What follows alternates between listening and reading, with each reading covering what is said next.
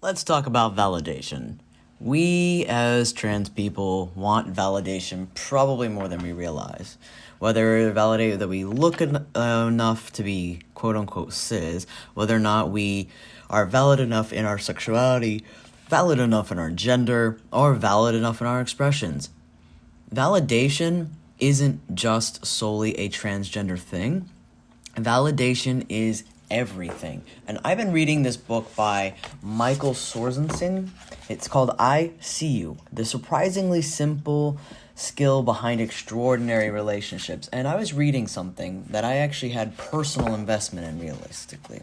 So, yesterday, I had a conversation with somebody that decided that what I was doing did not meet up to their expectation. So they used the word but. I like to say, when you say, oh wow, I really like your new haircut, but I preferred the old one, nobody's going to hear that I really like your new haircut. They're just going to hear I prefer the old one.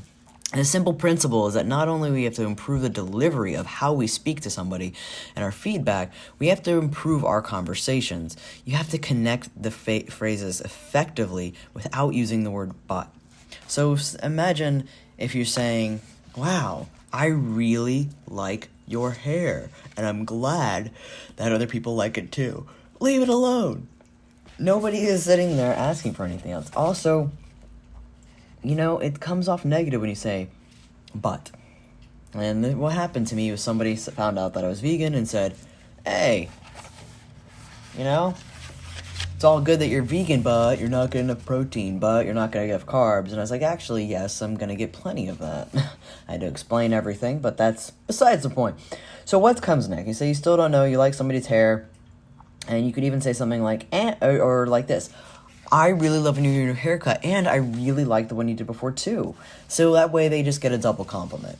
Try to be realistic and don't invalidate other people, because when you invalidate somebody in their experience, it's going to make them defensive. I know it made me defensive, and I actually ended up realizing it after the conversation that I got defensive, and that it made my blood boil, because I don't like to be invalidated. I mean, realistically, who likes to be invalidated? I know that I have to work on making sure I validate my wife, because there are some times when I don't validate her. I guarantee you could have a conversation with a child and you don't validate them. Have you ever been a little kid and been like, hey, I did something for you, and somebody's like, oh, that's great, but you could do better. What's that going to make you feel like? You're going to feel like horrible. I remember my dad used to do that to me. I gave him a painting. I'm like 9, 10, 11 years old, of my cat Piper. And I worked really hard on this painting, and I've never painted with acrylics before. And my dad looks at it and he goes, oh, great. But you could have done this, this, and this. And you know what happened? I stopped painting for like 2 years. I didn't want to paint. And I definitely didn't want to give him anything. I was like, why would I want to do that? It just comes out negative. It's never good enough. So validate people.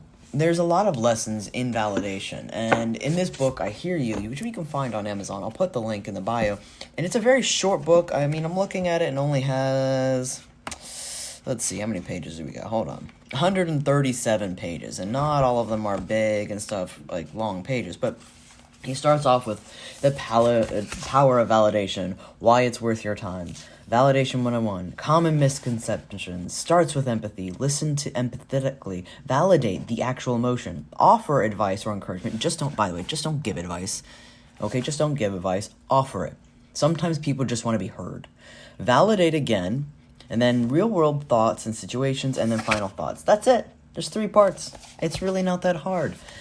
Really, it's simple skills that enables you to calm the concerns and fears of other people, reading the back of the book, increase the love, respect, and appreciation of romantic relationships, which I can say that I've gotten better at validating my wife.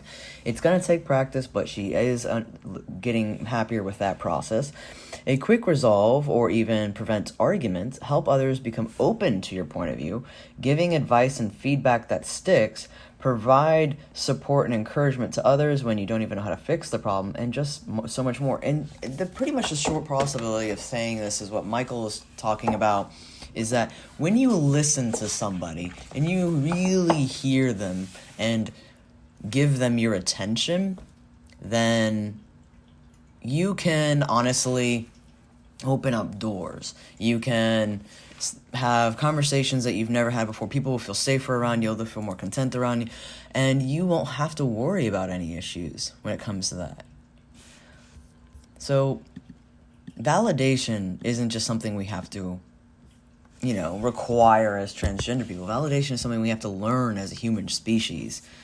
It really doesn't matter who you are, what color you are, what gender you associate, and so much more. You have to be literally all in when you're having a conversation. And if you find that somebody's not going to validate you and they're continually invalidating you, and no matter what you do or say, then don't bother.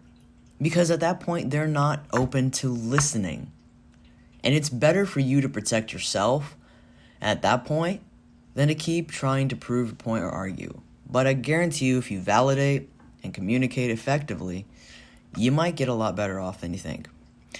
By the way, if you actually do like this podcast, please like and rate it for me. Share it. Anything that can help boost the algorithm or trying to help change lives. But until next time, live with purpose and live your truth.